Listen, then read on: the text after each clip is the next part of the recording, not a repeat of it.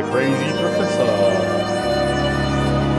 G'day, James. Yeah, g'day. How's it going? Well, all that aside, we are in James's laboratory. When we got the HX Stomp in last week, James came up to me and said, "Hey, Dave."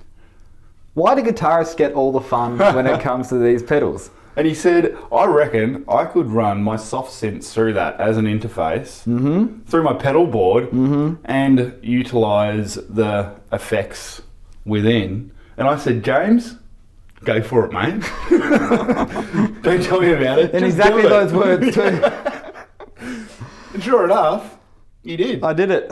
After a bit of researching and then a bit of playing. Well, it was mainly research. You just set it up now, right? Yeah, this is the first time I've actually hooked them all up together since they came in earlier in the week. I suppose my concept for this video was keyboardists have recently started playing around with guitar pedals. Well, not so recently, like it was being done back in the 70s.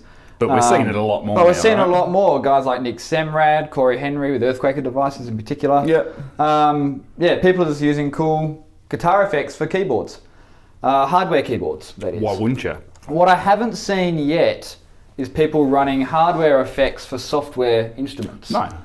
Because until I kind of found the Line 6 HX Stomp, finding an audio interface that included an effects loop in a pretty small unit, like I could, if that replaced a couple of these, I could chuck one of those on here and it could just be a brain inside the pedal board. Yeah. Until I kind of seen that and had this idea, I wasn't sure if it would work. So the idea, I'm going to run you through the signal path just quickly, just to get an idea for how it's set up and routed. Is that all right?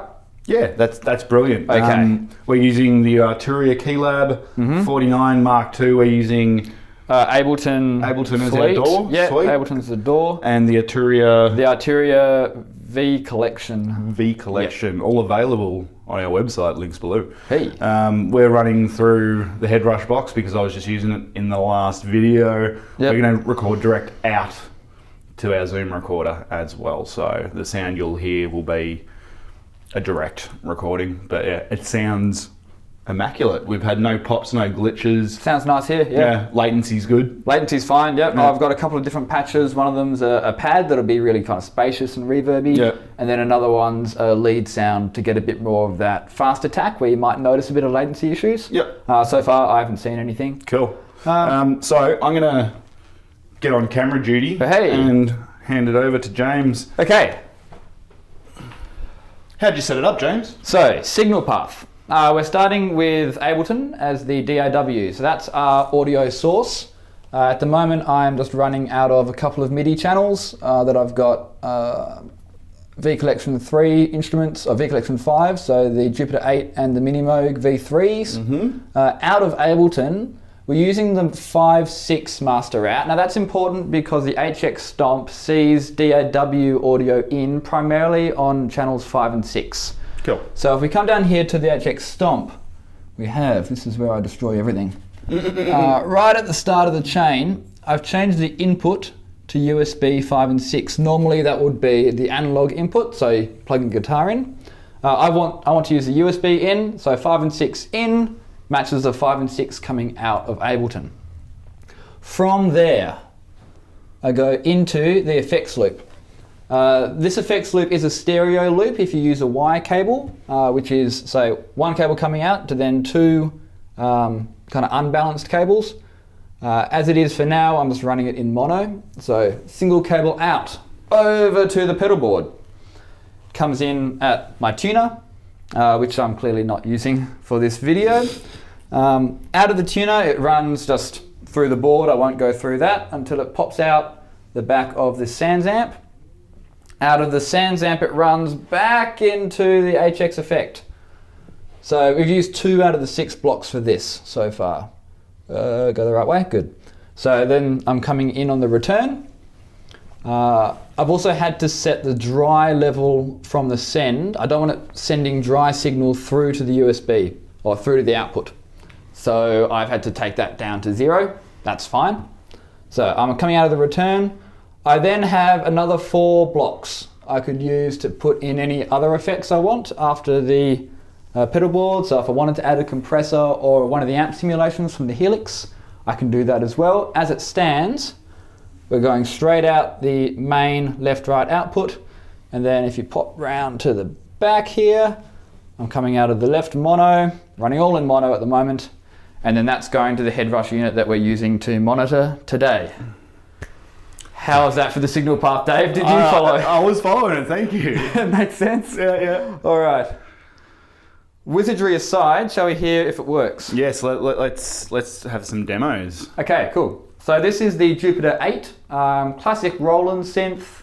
Yeah, one of these sought after synths. This is it totally dry, no effects. Hit it.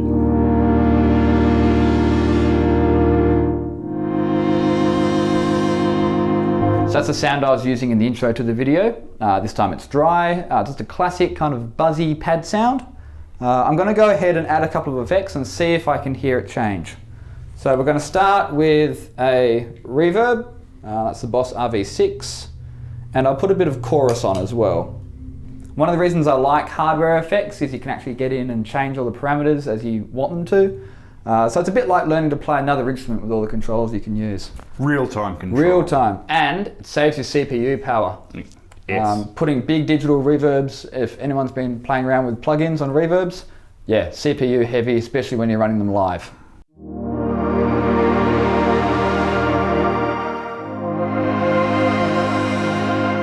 Okay, let's go a bit crazy. Let's just make those tails nice and long, back the tone back. Gonna add a tremolo, and I'll stack another reverb on top. Why not? Just for fun. I'll make that one my shimmer verb, and I'll set that to modulate. Okay, let's see what happens. Juicy. Let's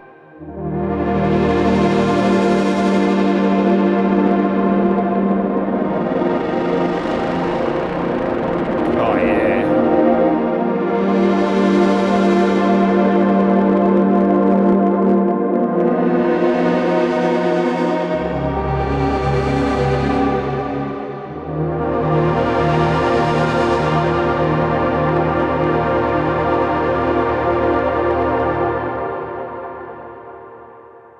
Alright, so you can go back to the dry sound and compare it yourself in the video. Did you sample a telephone ringing?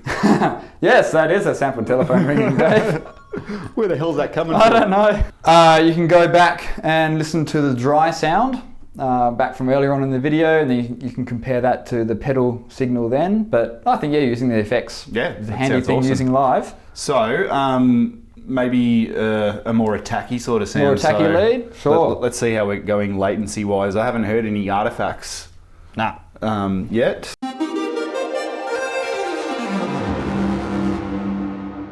Right, that's still a bit too washy. Let's get maybe some slapback delay or something on there. Yeah, I was thinking maybe like a nice analog delay. Okay. And I like this. We'll get it.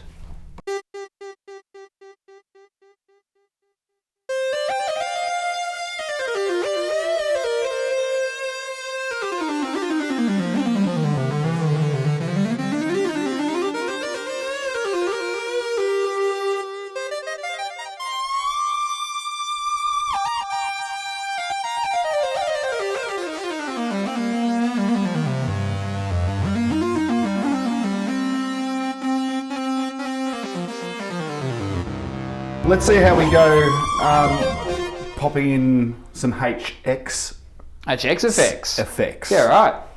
What do you want, Dave? I don't know. I want a phaser. I want a nice juicy phaser. A nice juicy phaser? Alright. Just in case we add something in later on, I'll put a phaser here. So, modulation. We're in mono. What do we got? Deluxe phaser. Lovely. Deluxe like a pom. Lee would be proud.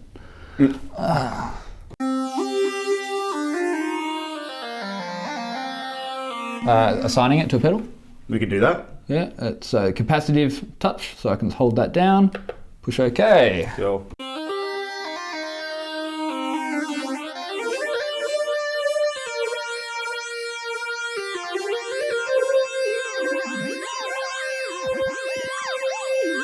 Delay times.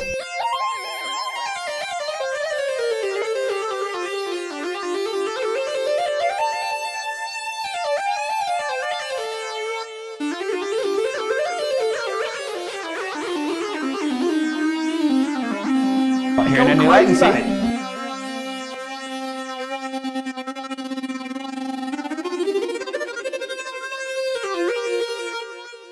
That's fun. Let's put a bit of reverb.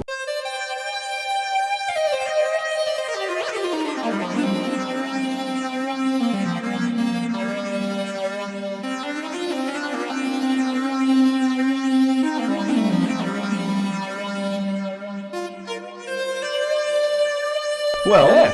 safe Proof to of say, concept. Proof of concept.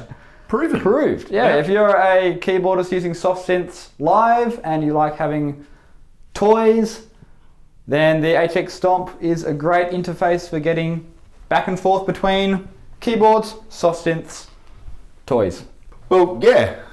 Well done. Yeah. Yeah. I haven't seen an HX Stomp video like this on YouTube yet. No, I have not, and that's really cool. That's some nice organic, lush effects, and what you'd normally expect with a hell of a lot more gear. Yeah, hopefully. Yeah, so well done, James. Proof of concept proven. HX as an interface. Yep. Reamping. Yeah, clearly, yeah. If you're reamping tracks as well, that's in the manual. That's actually what the USB 5.6 is. That's it. So talked about using. So we've manipulated the reamp to make this live rig, and yeah, thank you very much, James. no worries at all, Dave. As always, thanks for watching. Like, subscribe, ask questions. James will answer them, or I'll attempt to. You have been you. We have been we. Yes. Peace out.